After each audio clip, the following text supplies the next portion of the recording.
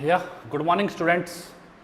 Today we will discuss again Krebs cycles. ठीक है, Krebs cycles हम लास्ट क्लास में और प्रीवियस क्लास के अंदर हम डिस्कस कर चुके हैं. ठीक है, जिसमें मैंने आप लोगों को कंप्लीट Krebs cycles के बिहेव पे डिस्कशंस करवाया था कि what is the Krebs cycles. Krebs cycles क्या है?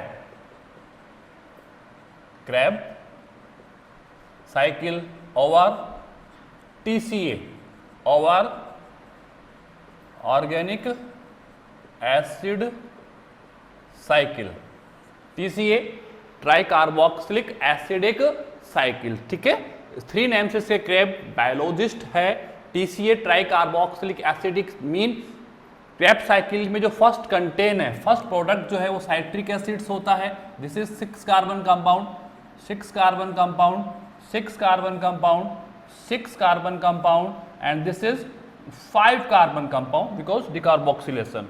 4 carbon compound. Now again 4C, 4C, 4C and 4C, 4 carbon compounds है. ठीक है, citric acid, this is the first products of citric acidic cycles.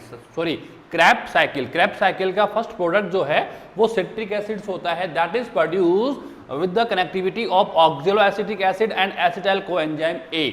ठीक है, इसको हमने बताया था मिड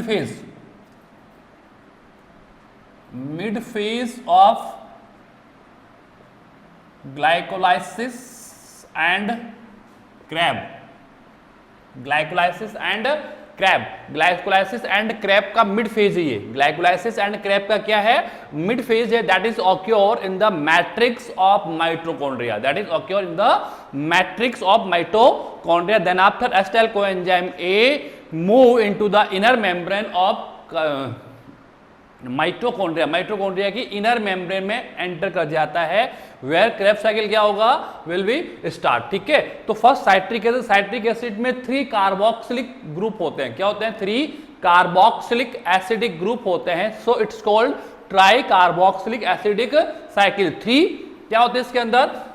COOH. कितने होते हैं? 3 होते हैं. कितने होते हैं? 3 होते हैं. इसलिए it is also called TCA and organic acid cycle because इसमें कंप्लीट कंटेन जो बन रहे हैं, इन कंटेन्स के थ्रू जो हम लोग ATP बनाना चाहते हैं वो कंप्लीट कंटेन्स क्या है? ऑर्गेनिक एसिड्स हैं. कंप्लीट कंटेन्स क्या है? ऑर्गेनिक एसिड्स हैं. क्या है? Organic acid. So it's called organic acid cycle. ठीक है, तो ये मैंने आपको कहा था कि इसके अंदर ऑक्सीडेशन 5 टाइम. ठीक है, डिफॉस्फोराइलेशन इसको हम लोग और डिहाइड्रोलाइजेशन, आगे लिख देता हूं डिहाइड्रोलाइजेशन. ठीक है, फर्स्ट फेज. सेकंड फेज था dephosphorylation, dephosphorylation. Okay, 1 time. Hydration 3 time and decarboxylation, decarboxylation 3 time. ये मेन फेजेस हैं इसके. ये क्या है? मेन फेजेस है जो मुझे पता है कहां कहां कैसे कैसे होगा. ठीक है, ऑक्सीडेशन मीन डिहाइड्रोलाइजेशन यानी 5 जगह पर 5 स्पोर्ट्स के ऊपर NADPH2 का फॉर्मेशन होगा, मीन हाइड्रोजन रिलीज होगा एंड हाइड्रोजन रिलीज होने के after accepted by the NADP mean hydrogen receiver के थ्रू क्या हो जाएगा? वो एक्सेप्टेड हो जाएगा. And 1 NADPH2 equivalence of the 3 ATP molecules and 1 FADH2 equivalence of the 2 ATP molecules. Both are hydrogen receptors. दोनों क्या है? हाइड्रोजन रिसेप्टर्स में आते हैं. ओके, तो आपको सबसे पहले क्या लर्न करना है? सबसे पहले ऑर्गेनिक कंपाउंड्स को लर्न करना है. Citric acid, cis aconitic acid, ठीक है, isocitric acid, then after oxalosuccinic acid, alpha keto glutaric acid, then after succinyl coenzyme A, succinic acid, fumaric acid, malic acid and oxaloacetic acid and then after acetyl coenzyme A. जो organic contents है इनको आपको learn करना होगा. That is compulsory. ठीक है, starting जो होता है, स्टार्टिंग जो है फर्स्ट कंटेन जो आएगा वो आएगा आपका हाइड्रेशन से. किससे आएगा? हाइड्रेशन से आएगा। किससे आएगा? हाइड्रेशन। देख लो सबसे पहले क्या हो रहा है? हाइड्रेशन। सिट्रिक एसिड पढ़ रहे हैं हम लोग, सॉरी क्रेब्स साइकिल पढ़ रहे हैं। This is the mid phase, ये मिड फेज का फॉर्म हो गया ना, ठीक है। तो ये जो क्रेब्स साइकिल्स है उसमें सबसे पहले हाइड्रेशन, देन आफ्टर डिहाइड्रेशन। ये लाइन याद कर लेना, डिहाइड्रेशन आएगा, देन थर्ड पे आएगा हाइड्रेशन, थर्ड पे क्या आएगा? हाइड्रेशन। देख लीजिए आप लोग, ठीक है। देन फोर्थ पे आएगा ऑक्सीडेशन, यानी removal of hydrogen, removal of hydrogen. देख लो NADPH2 भाई, this is the first phase. ये फर्स्ट हो गया, ये सेकंड हो गया, ये थर्ड हो गया, ये फोर्थ हो गया, एंड 5 एंड 6 एंड 7 8 9 10 और 11। 11 को छोड़ देते हैं हम लोग, 11 किसी यूज का नहीं है, ठीक है, क्योंकि हमें ऑक्सिलो एसिटिक एसिड बनाना है। उधर से ये एसिडाइल कोएंजाइम ए बनाएगा, दोनों मिलेंगे और सिट्रिक एसिड को बना देंगे, ठीक है। तो फर्स्ट पे हाइड्रेशन, हाइड्रेशन, डिहाइड्रेशन और हाइड्रेशन कंटिन्यूसली हो गया, and then oxidation, and then oxidation. अब इस ऑक्सीडेशन को हमें लेना है ऑल्टरनेट फेज में। कौन सी फेज में लेना है? ऑल्टरनेट। फोर्थ पे आ रहा है, इसके बाद किस में आएगा? सबसे पहले किस पे आ रहा है? ये फोर्थ पे आ रहा है, देन 6 पे, देन 8 पे, देन 10 पे। किस पे आएगा? 10 पे आएगा। देख लो आप लोग, फोर्थ पर है, 6 पे है, 8 पर है और 10 पे। ऑल्टरनेट हो गया ना, 4 के आफ्टर 5 छोड़ दो, 6 आ गया, 6 के आफ्टर 7 ड्रॉप कर दो, 8 आ गया, 8 के आफ्टर 10 9 ड्रॉप कर दो, 10 आ गया। तो इन पे तो ये आ गए। अब बचे मेरे पास क्या? मेरे पास बचा 5, ठीक है, मेरे पास बचा 7 और मेरे पास बचा 9, है कि नहीं है? ठीक है, तो 5 पर होगा डीकार्बोक्सिलेशन। क्या होगा? डीकार्बोक्सिलेशन। 7 पर होगा डीफॉस्फोरेशन, यानी कि एटीपी बनेगा। क्या बनेगा? एटीपी। और यहां पर एक हाइड्रेशन बचा हुआ, दो तो हो गए ना, दो तो हो गए, एक हाइड्रेशन लेफ्ट है, तो यहां पर हो जाएगा हाइड्रेशन। क्या हो जाएगा?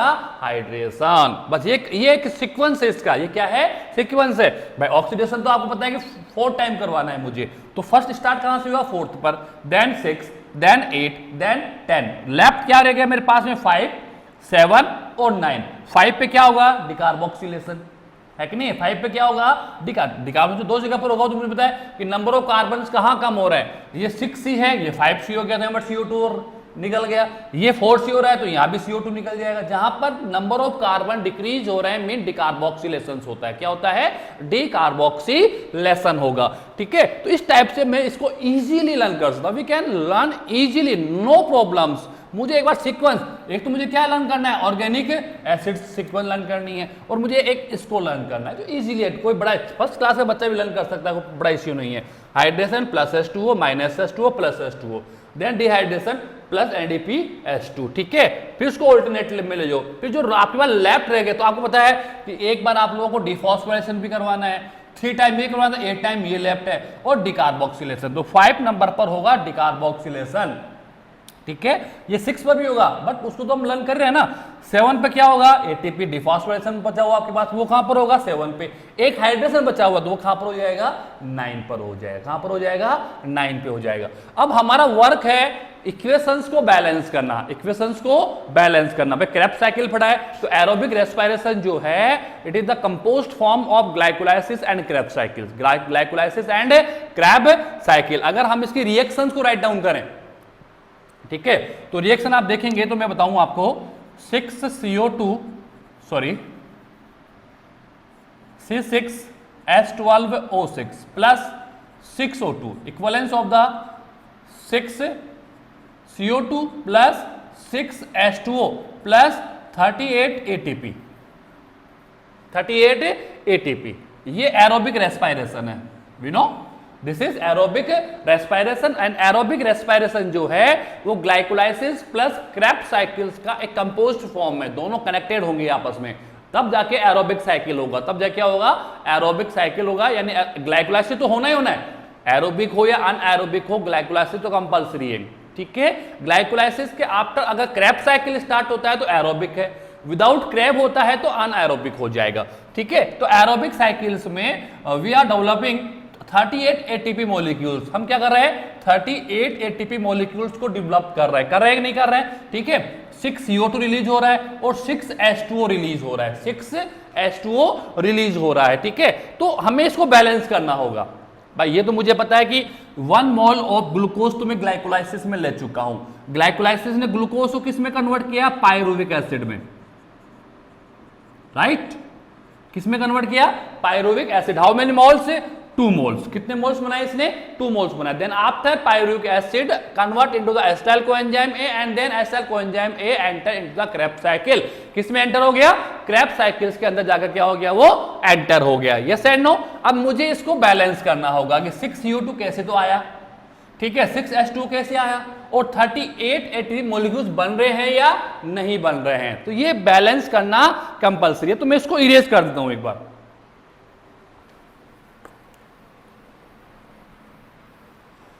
अब आप लिखें यहां पर aerobic cycle. Aerobic cycle, aerobic cycle is glycolysis plus Krebs cycle plus Krebs cycle. Glycolysis and Krebs cycle का क्या है? ये पार्ट है। क्या है? ग्लाइकोलाइसिस एंड क्रेब्स साइकिल का क्या है? पार्ट है, ठीक है। अब आप देखें ग्लाइकोलाइसिस में हम 8 ATP मॉलिक्यूल्स, कैसे? 2 तो ATP हमने बनाए और 2 NADPH2 हमने बनाए। Any doubts? तो टोटल कितना हो गया? 1 NADPH2 equivalence of the 3 molecules, ठीक है। तो 3 × 2 कितना हो गया? 6 ATP। तो टोटल कितना हो गया मेरे पास में? अगर मैं इसको इक्विवेलेंस कर दूं तो 3 × 2 equivalence of the 6 ATP, 6 ATP आ गया। तो टोटल 6 + 2 8 कितना आया? 8 ATP। किस में आया?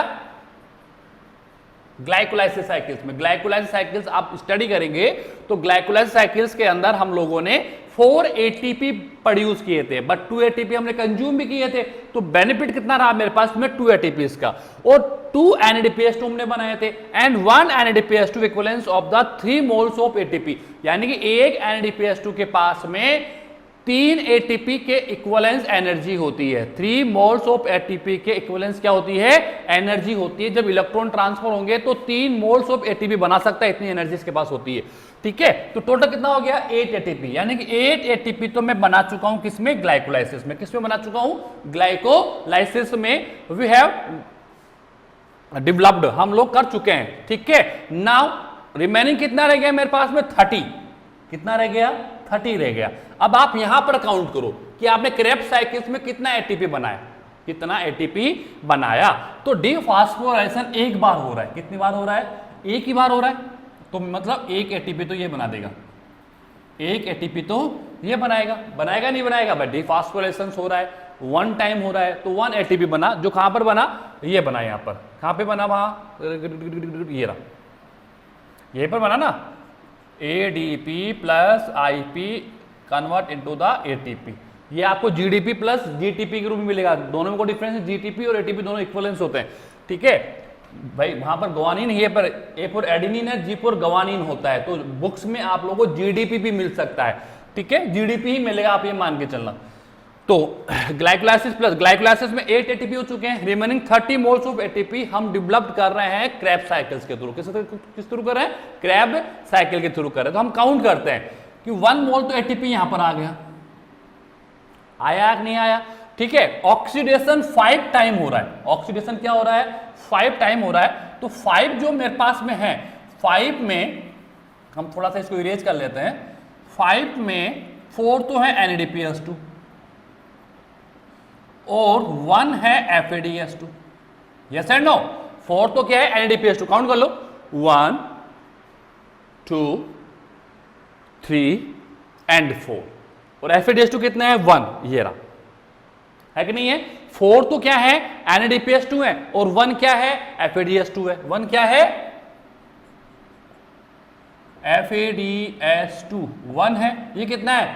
4 है। कितना है? 4 है। तो 1 moles of NADPH2 equivalence of the 3 moles of ATP। तो टोटल कितना हो गया? 4 × 3 equivalence of the 12 ATP। 12 ATP। You are getting? समझ रहे हो ना मुझे, ठीक है। क्योंकि इसके मोल कितने? 4 हैं, और एक मोल के पास कितनी एनर्जी होती है? 3 moles of ATP। 3 moles of ATP। तो 3 moles of ATP × 4 equivalence of the 12 moles of ATP। And FADH2 कितना है 1 है, तो 1 multiply 2 equivalence of the 2 moles of ATP। कितना बना 2 मोल ऑफ ATP। बना या नहीं बना? क्योंकि FADH2 के पास इतना ही एनर्जी है कि वो किसके इक्विवेलेंस हो सकता है 2 मोल्स ऑफ ATP के इक्विवेलेंस हो सकता है। Is that clear?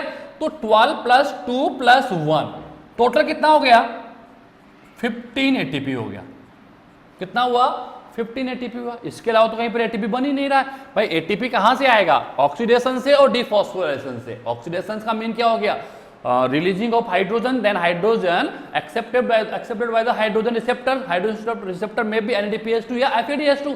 NADPH अगर NADPH2 लेके जाता है, NADP लेके जाता है तो 3 मोल्स ऑफ ATP बनाएगा। FAD लेके जाता है तो 2 मोल्स ऑफ ATP बनाएगा। ये ध्यान रखना आप लोग, ये बनाएंगे हम लोग through of the ETS cycle. ETS cycle through हम लोग इसको प्रोड्यूस करेंगे।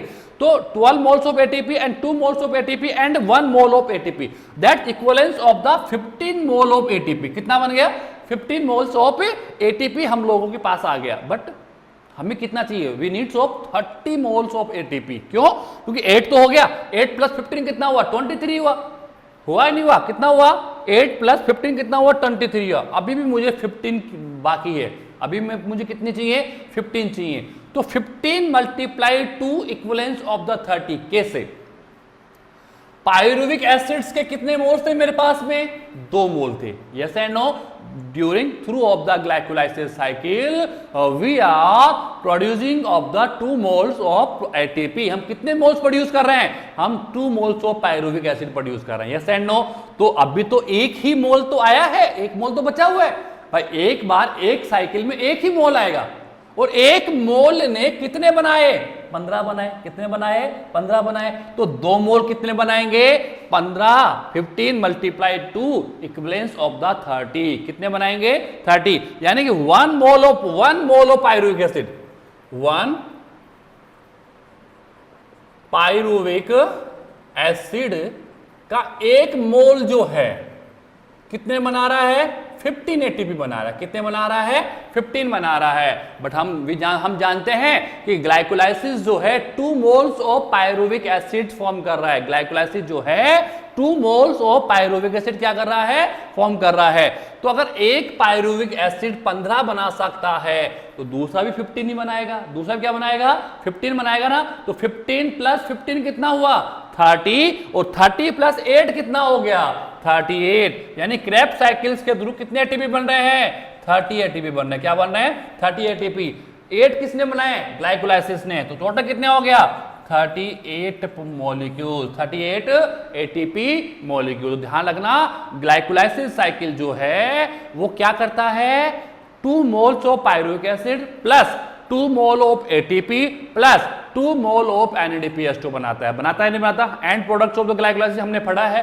तो ATP तो टोटल कितना हो गया 8 हो गया कि 2 तो ATP बना रहा है और 2 NADPH2 बना रहा है। 1 NADPH2 equivalence of the 3 moles of ATP, so 6 ATP plus 2 ATP equivalence of the 8 ATP। Remaining कितना रहा 30। तो 30 में जो है 1 मोल ऑफ पायरुविक एसिड जो डेवलप कर रहा है वो कर रहा है 15 मोल्स ऑफ ATP। तो second mole also develop the 15 moles of ATP। तो 15 प्लस 15 कितना हो गया 30 और 30 प्लस 8 कितना हो गया 38। तो 38 मॉलिक्यूल्स बनते हैं किसमें एरोबिक साइकिल्स में। किसमें एरोबिक साइकिल में। क्योंकि एरोबिक साइकिल जो है वो ग्लाइकोलाइसिस और क्रेब्स साइकिल का कनेक्टिव पार्ट है। ग्लाइकोलाइसिस होगा देन आपका क्रेब्स साइकिल्स होगा। This is complete aerobic cycle. तो ये तो हो गया ATP के बारे में। नाउ 6 CO2 रिलीज कर रहा है। क्या कर रहा है 6 CO2 रिलीज कर रहा है। तो क्लियर इजीली है, आप देख लीजिए डिकार्बोक्सिलेशन कितनी बार हो रहा है 3 टाइम हो रहा है। हो रहा है नहीं हो रहा 1 yes and no 2 yes and no and 3। यानी कि 1 मोल ऑफ पायरुविक एसिड्स जब कंप्लीट क्रेब्स साइकिल को कंप्लीट करता है तो 3 टाइम CO2 रिलीज हो रहा है। 3 स्टेप्स पे CO2 क्या हो रहा है रिलीज हो रहा है। यानी 1 मोल से कितने CO2 रिलीज हुए 3।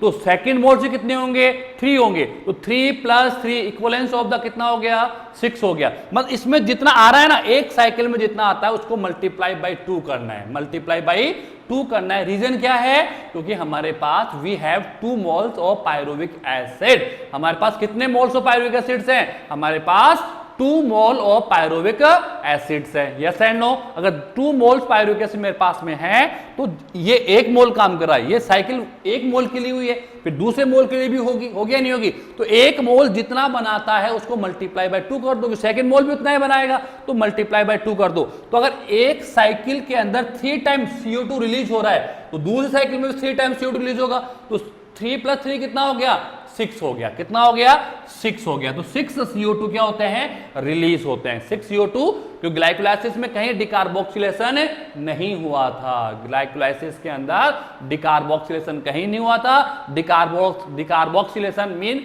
Releasing of CO2 only occur in the crabs cycles. किसमें प्रेजेंस है, क्रैब्स साइकिल में प्रेजेंस है। तो कितना रिलीज हो रहा है, 6 CO2 रिलीज हो रहा है। नाउ 6H2O, 6H2O मुझे यहां पर बनाना है। कितना बनाना है, 6H2O मुझे यहां पर बनाना है। तो मैंने ग्लाइकोलाइसिस देखा था, तो ग्लाइकोलाइसिस के अंदर जब मैंने ऑब्जर्व किया तो ग्लाइकोलाइसिस में कहीं भी हाइड्रेशन नहीं था, यानी कि H2O कहीं भी कनेक्टेड नहीं हुआ था। लेकिन यहां पर 3 टाइम हाइड्रेशन हो रहा है, यानी कि 1 साइकिल में मैं 3 स्टेप्स पे वाटर यूज कर रहा हूं, वाटर रिलीज ही हो रहा है। ये तो रिलीज हो रहा है, मैं तो अभी यूज की बात कर रहा हूं। मैं किसकी बात कर रहा हूं, अभी यूज की बात कर रहा हूं कि कितना यूज हुआ।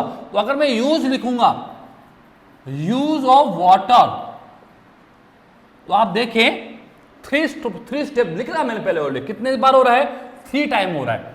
तो 3 × 2 इक्वल 6H2O, यानी कि 6H2O तो हम यूज कर रहे हैं। वाटर के 6 मॉलिक्यूल्स तो टोटल हम यूज कर रहे हैं, क्योंकि एक साइकिल में 3 टाइम यूज कर रहे हैं। तो सेकंड साइकिल में भी क्या हम कितना टाइम यूज करेंगे, 3 टाइम आल्सो यूज करेंगे, ठीक है। तो 3 × 6H2O, तो साइकिल जो है ये यहां पर 6H2O भी आएगा। यहां पर क्या आएगा, 6H2O आएगा। क्या आएगा यहां पर, 6H2O। ये तो रिएक्टेंट्स में है, यूज हो रहा है। क्या हो रहा है, यूज हो रहा है, जबकि मैं 6H2O रिलीज भी कर रहा हूं। 6H2O क्या कर रहा हूं मैं, रिलीज भी कर रहा हूं। अगर मैं 6H2O यूज करने बाद में 6H2O रिलीज कर रहा हूं, तो मैंने बनाए कितने, 12। कितने बनाए, 12 बनाए मैंने। कितने बनाए, 12, क्योंकि 12 मैंने बना लिए, 6 मैंने यूज कर लिए, तो 12 - 6 कितना बच गया, 6। तो 12 बनाए कहां पर, 12 बनाए कहां पर। तो ध्यान रखना जहां ऑक्सीडेशन होता है ना, जहां भी ऑक्सीडेशन होगा, मतलब जहां हाइड्रोजन रिलीज हो रहा है, जहां भी हाइड्रोजन रिलीज हो रहा है वहां वाटर मॉलिक्यूल्स रिलीज होता है। वहां पर वाटर मॉलिक्यूल्स क्या होता है, रिलीज होता है। तो आप काउंट करो, देखो यहां पर हाइड्रोजन रिलीज हो रहा है, ऑक्सीडेशन है कि नहीं है, यानी कि यहां पर हाइड्रोजन रिलीज हुआ है, ठीक है। यहां भी हाइड्रोजन रिलीज हुआ है, 2, यानी जितनी बार हाइड्रोजन हुआ, जहां पर ऑक्सीडेशन होगा वहां पर हाइड्रोजन रिलीज होगा। तो आप मुझे तो कितना टाइम आप लोगों ने ऑक्सीडेशन करवाया, 5 टाइम करवाया। एक साइकिल में 5 टाइम ऑक्सीडेशन हुआ है या नहीं हुआ, यानी कि 5 टाइम H2O रिलीज हुआ है। 5 टाइम H2O रिलीज हुआ है, मतलब 5 मॉलिक्यूल्स H2O क्या हुए हैं, रिलीज हुए हैं कि नहीं हुए। तो 2 साइकिल है, कितने साइकिल है, 2 है। तो 5 × 2 equivalence of the 10 H2O, equivalence of the 10 H2O कितने हो गए, 10 H2O यहां पर क्या हो गए, रिलीज हो गए। कितने हुए, 10 H2O। मतलब जहां जहां ऑक्सीडेशन हो रहा है वहां वाटर मॉलिक्यूल रिलीज होता है, there water molecule will also release, ठीक है।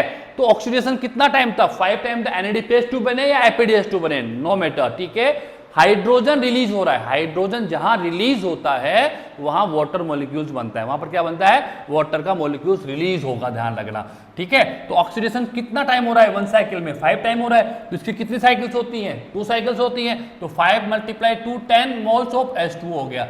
अभी मुझे 2 और चाहिए, तो आप बैक में जाएंगे आप ग्लाइकोलाइसिस में मैंने 2 मोल्स ऑफ NADPH2 बनाए थे। तो 2 मोल्स ऑफ NADPH2 मतलब क्या हो गया, 2 मोल ऑफ H2O, क्योंकि 1 मोल कितना करेगा, एक वाटर का मॉलिक्यूल रिलीज करेगा। तो इसके 2 मोल है, वहां पर कितने मोल्स बन रहे हैं, 5 मोल्स बन रहे हैं। तो 5 × 2 कितना हो गया, 10 हो गया। तो 5 मोल्स का मतलब क्या हो गया, 5 वाटर रिलीज हो गया। यहाँ पर 2 मोल्स आ रहे हैं, ग्लाइकोलाइसिस में कितने मोल्स आ रहे हैं, 2 मोल्स आ रहे हैं। तो कितने वाटर रिलीज हो गए, 2 मॉलिक्यूल्स ऑफ वाटर रिलीज हो जाएगा। तो कितना बना मेरे पास में, 2 + 10, ये क्या मैं कर रहा हूं, यानी 12 वाटर। यूज ऑफ वाटर तो 6 है, यूज ऑफ वाटर कितना आ रहा है, 6 आ रहा है, बट रिलीज कितना हो रहा है, रिलीज हो रहा है 12 moles of water, 12 molecules of water ये रिलीज हो रहा है। ये मेरे पास में यूजेज में क्या हो रहा है, ये बेनिफिट में आ रहा है। किस में आ रहा है, बेनिफिट में। भाई ये तो यूज किया, तो यूज तो रिएक्टेंट में आ गया, यूज तो किस में आ गया, रिएक्टेंट में आ गया। और मैंने कितना ऑब्टेन किया, मैंने ऑब्टेन किया 12 molecules of water, 12 molecules of water. तो मेरा प्योर बेनिफिट कितना आ गया, 12 minus 6 equivalence of the 6H2O। इसलिए हम यहाँ पर क्या लिखते हैं, 6H2O लिखेंगे। क्या लिखेंगे यहाँ पर, 6H2O लिखेंगे। समझ में आ रहा है नहीं आ रहा, क्यों लिखेंगे, देखो 6H2O मैंने यूज किया, इसको मैंने रिएक्शन से नहीं लिखा, यहाँ पर मैंने रिएक्शन एंड, तो फिर मैं वहां 12 कर दूंगा, सीधी सी बात है, मैं कितना कर दूंगा, 12 लिख दूंगा वहां पर। ठीक है, तो मैं यहाँ पर 6H2 अभी बता रहा हूं मैं आप लोगों को, एक्चुअली में रिएक्शन तो यही है कि 6H2 रिलीज हो रहा है, और 6 ही एक्चुअल रिलीज कितना हो रहा है, 6 हो रहा है। बट आप समझे इस चीज को, रिलीज 12 हो रहे हैं। हम जो वाटर के मॉलिक्यूल्स ऑब्टेन कर रहे हैं 12 कर रहे हैं, एक्चुअल कितने ऑब्टेन्स हो रहे हैं, 12 हो रहे हैं, लेकिन 6 हम लोगों ने यूज भी किया है। 6 हम लोगों ने क्या किया, यूज। तो प्योर बेनिफिट कितना आ गया मेरे पास में, 6 मोल्स ऑफ वाटर आ गया। कितना आ गया, 6 मोल्स ऑफ वाटर आ गया। तो ये रिएक्शंस में कन्वर्ट हो गया। CO2 कैसे आ रहा है, H2 के मॉलिक्यूल 6 कैसे आए, और 38 ATP मॉलिक्यूल्स कैसे आ रहे हैं। ग्लूकोज का एक ही मॉलिक्यूल लिया था हम लोगों ने, ग्लाइकोलाइसिस जब स्टार्ट किया था 1 मोल ऑफ ग्लूकोज से स्टार्ट किया था, बाकी बचा मेरे पास 6O2। ये हमें अंडरस्टैंड होगा during of the ATS cycle, जब हम लोग इलेक्ट्रॉन ट्रांसपोर्ट सिस्टम पढ़ेंगे इसका आगे वाला फेज, तब मुझे पता लगेगा कि 6O2 में 6 ऑक्सीजन के 6 मॉलिक्यूल्स में कहां यूज कर रहा हूं। अभी आपको समझ में नहीं आएगा, अभी जो मैं आपको समझा सकता साइकिल से कि CO2 के 6 मॉलिक्यूल रिलीज हो रहे हैं, समझा दिया मैंने आप लोगों को। वाटर के 6 मॉलिक्यूल रिलीज हो रहे हैं, समझाया मैंने आप लोगों को। ATP 38 बन रहा है, ये भी मैंने आपको समझा दिया है। और 1 मोल ऑफ ग्लूकोज यूज होता है, 1 मोल ऑफ ग्लूकोज क्या होगा, यूज होगा।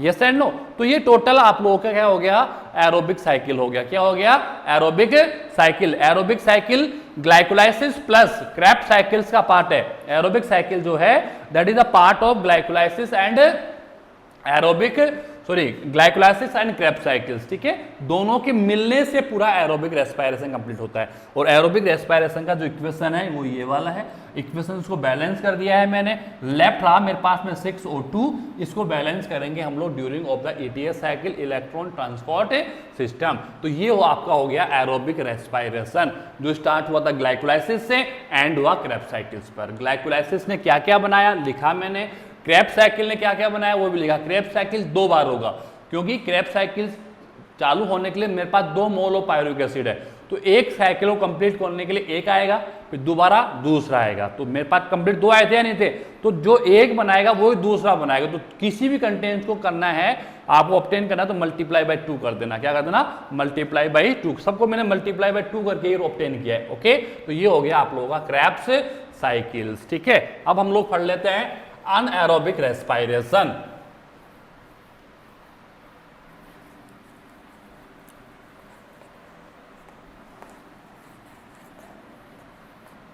अनएरोबिक रेस्पिरेशन जो है बेसिकली मैं 2 टाइप्स का बताऊंगा, बहुत होते हैं लेकिन इतना कंपल्सरी नहीं है।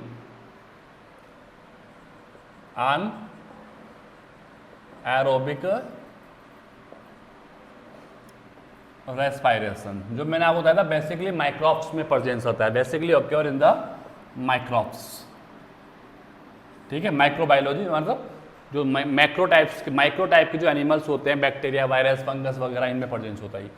ठीक है, तो अनएरोबिक रेस्पिरेशन जो है वो 2 टाइप्स में डिवाइड है। एक तो है अल्कोहलिक अनएरोबिक रेस्पिरेशन,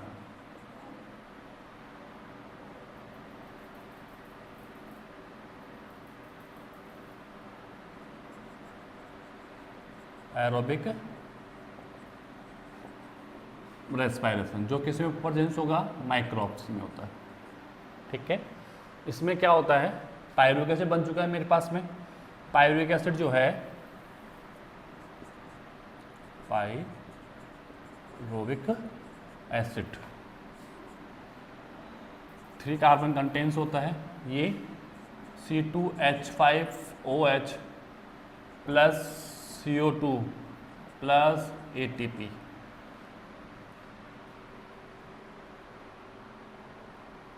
ATP छोड़ दो, एनर्जी लिख दो। ATP में आपको बैलेंस कर देता हूँ यहाँ पर, प्लस एनर्जी।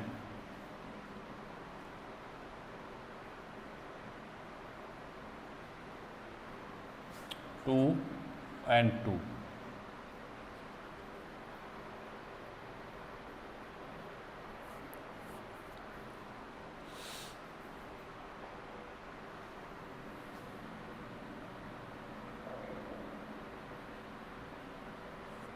एक मिनट, CH3 CO COOH, ठीक है, ये बनाएगा CH3, ठीक है। एल्कोहलिक अनएरोबिक रेस्पायरेशंस, लाइट चली गई थी, ठीक है, लाइट जा चुकी थी इसलिए दोबारा जोड़ रहे हैं।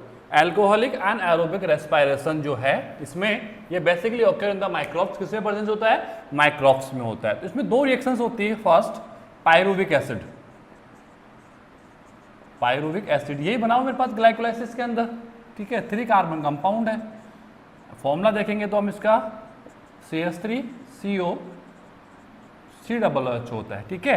तो first it's convert into the acetaldehyde, CH3 CHO plus CO2, CH3 CHO plus CH2, ठीक है। किस में कन्वर्ट हो जाएगा, ये CO2 में कन्वर्ट हो जाता है। किस में कन्वर्ट हो जाएगा, CH3 एसिटाल्डिहाइड, ये क्या है, एसिटाल्डिहाइड है, ठीक है, एंड कार्बन डाइऑक्साइड, ठीक है। 3 कार्बन कंपाउंड था, तो 2 कार्बन कंपाउंड एसिटाल्डिहाइड हो गया और 1 कार्बन कंपाउंड CO2 हो गया, बैलेंस हो जाएगा, ओके, ठीक है। तो बट इसके 2 मोल्स हैं, वी हैव 2 मॉलिक्यूल्स, तो आप इसको कन्वर्ट कर सकते हैं। इसके कितने मोल्स हैं, 2 हैं, ठीक है। तो नाउ 2 and 2 गेटिंग, ठीक है। कितने मोल्स हो गए, अब 2 मल्टीप्लाई 2, भाई पहले इसके बाद 2 थे तो अब 4 हो गए, इसके बाद 1 था तो 2 हो गया, 4 प्लस 2 कितना हो गया, 6 हो गया।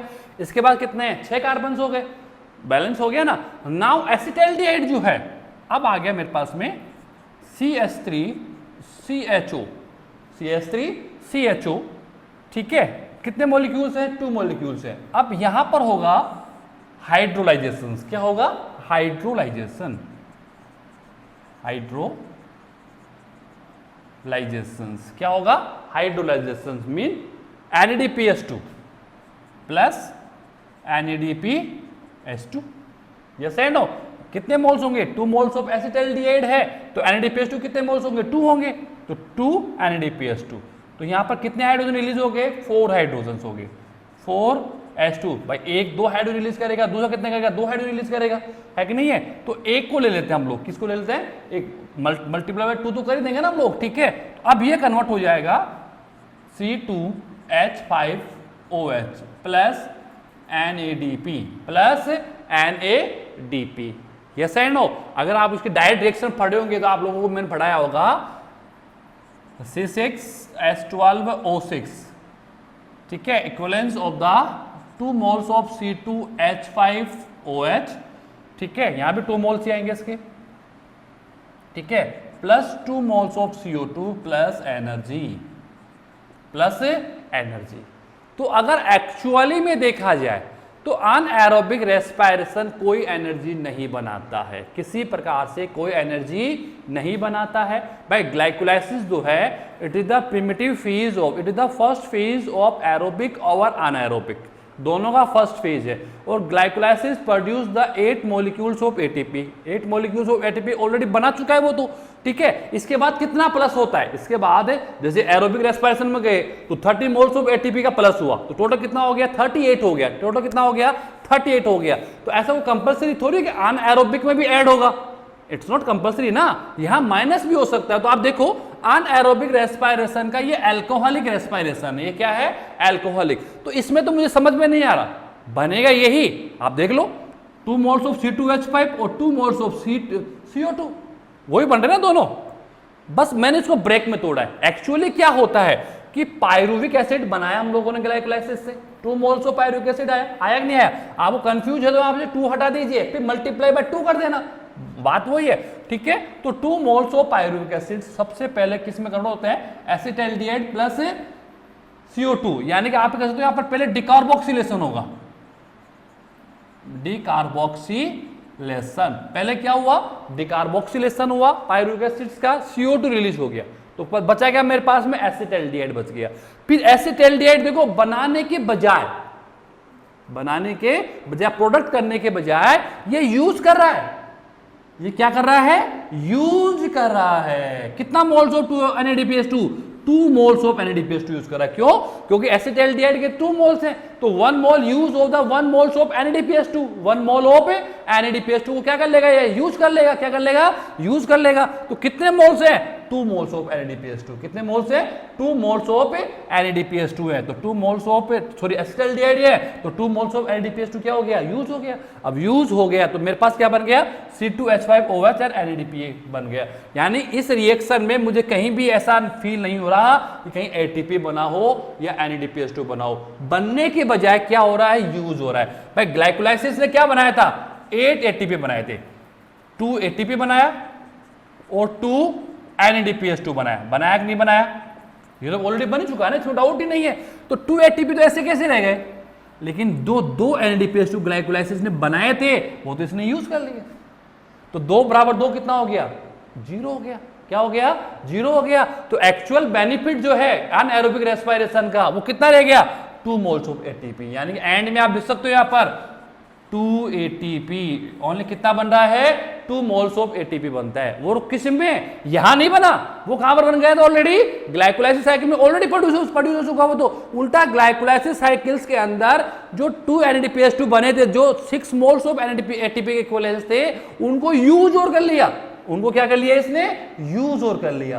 तो एक्चुअल बेनिफिट कितना रहा है मेरे पास में, 2 मोल्स ऑफ ATP। इसलिए कहते हैं कि अनएरोबिक रेस्पिरेशन जो होता है produce less quantities of energy than of the anaerobic respiration। आप देखो एरोबिक रेस्पिरेशन में तो कितना बना, 38, और यहां कितना बन रहा है, 2 मोल्स ऑफ ATP बन रहा है। कितना बना टोटल, शुद्ध प्योर बेनिफिट जो है वो कितना आ गया भाई, ग्लाइकोलाइसिस में ऐड था, इंक्रीज होना चाहिए था, लेकिन डिक्रीज हुआ है। लेकिन क्या हुआ है, डिक्रीज हुआ है। किसके अंदर, एल्कोहलिक। एल्कोहलिक क्यों, क्योंकि एल्कोहल बनता है, क्या बनता है, alcohol. This is ethanol, this is ethanol, ethyl alcohol. क्या है ये, एथिल। बट डायरेक्ट रिएक्शन हम लोग ये बनाते हैं, बट ये कैसे होता है, पहले पायरुविक एसिड था, एसिटाइल डिकार्बोक्सिलेशन हुआ, CH3CHO और CO2 बन गया। देन CH3CHO क्या करता है, फिर NADPH2 को यूज करेगा and convert into the ethyl alcohol. किसमें कन्वर्ट हो जाता है, ethyl alcohol. This is the alcoholic fermentation. ये क्या है, अल्कोहलिक फर्मेंटेशन है। एक और है lactic acid.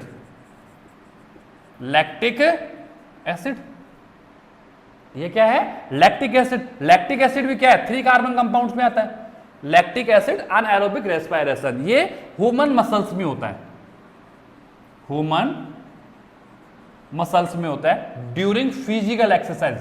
During physical exercise क्या होता है कि जब हम लोग एक्सरसाइज करते हैं, फास्ट रनिंग करते हैं, जंपिंग कर रहे हैं, डांसिंग कर रहे हैं, कुछ भी कर रहे हैं, तो उस दैट कंडीशन में क्या होता है, body needs more energy. Body को क्या होता है, मोर क्वांटिटीज में एनर्जी की नीड्स होती है, और दैट टाइम हम इतना प्योर इनहेल नहीं कर पाते, क्योंकि लंग्स बहुत ज्यादा एक्सरसाइज में आते हैं, तो हम लोग इतना इनहेल नहीं कर पाते हैं। तो दैट कंडीशन मसल्स को एनर्जी चाहिए, मसल्स को क्या चाहिए, एनर्जी चाहिए। तो वो केस क्या करती है, दैट टाइम मसल्स क्या करती हैं, अनएरोबिक रेस्पिरेशन में पार्टिसिपेट करती हैं। ग्लूकोज तो है ही ना उनके पास में, बट ग्लूकोज को अगर ऑक्सीजन नहीं मिलेगा तो एरोबिक रेस्पिरेशन में नहीं जाएगा, एरोबिक रेस्पिरेशन में एंटर नहीं करेगा। तो ग्लूकोज क्या होता है, डायरेक्टली अनएरोबिक रेस्पिरेशन कन्वर्ट होकर लैक्टिक एसिड बनाना शुरू करता है। क्या बनाना शुरू करता है, लैक्टिक एसिड बनाना शुरू कर देगा। तो इसमें जो पायरुविक एसिड है,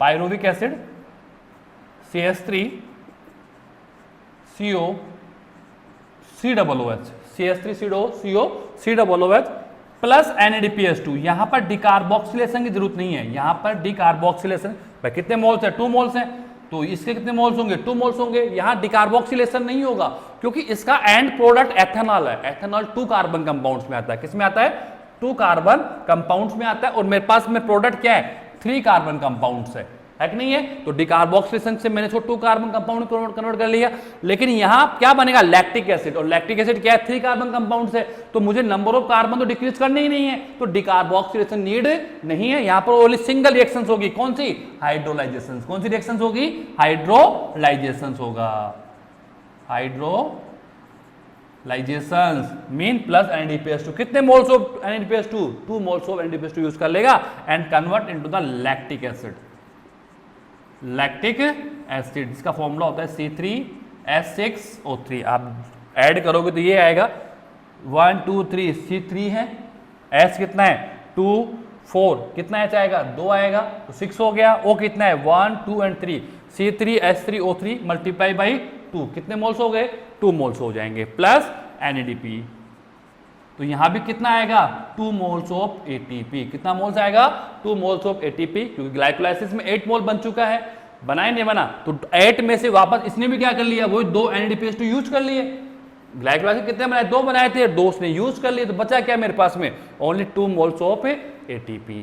बट मसल्स को क्या चाहिए एनर्जी चाहिए, बट इसका एक बैड यूज भी है। जब हम कभी भी एक्सरसाइज करो आप लोग, आपको लगता है कि आप टायर्ड हो रहे हो तो रेस्ट करो, आपकी बॉडी को रेस्ट दो, नहीं तो बॉडी में क्रैम्प्स आएंगे। बॉडी में क्या आएंगे क्रैम्प, जिसको हम हिंदी में कहते हैं बाइटा आना, जिसको कहते हैं मस्कुलर पेन। क्या कहते हैं इसको मस्कुलर पेन, क्योंकि आप कंटिन्यूअसली रनिंग कर रहे हो, डांसिंग कर रहे हो, जंपिंग कर रहे हो, आपकी बॉडी टायर्ड हो चुकी है, लेकिन फिर भी आप कंटिन्यू किए जा रहे हो, तो दैट टाइम क्या होता है कि ग्लूकोज जो है आपका, जो पायरुविक एसिड होता है वो लैक्टिक एसिड में कन्वर्ट हो जाता है। एरोबिक रेस्पिरेशन में एंटर करने के बजाय वो डायरेक्टली क्या हो जाएगा लैक्टिक एसिड में कन्वर्ट हो जाएगा और 2 ATP बना देगा।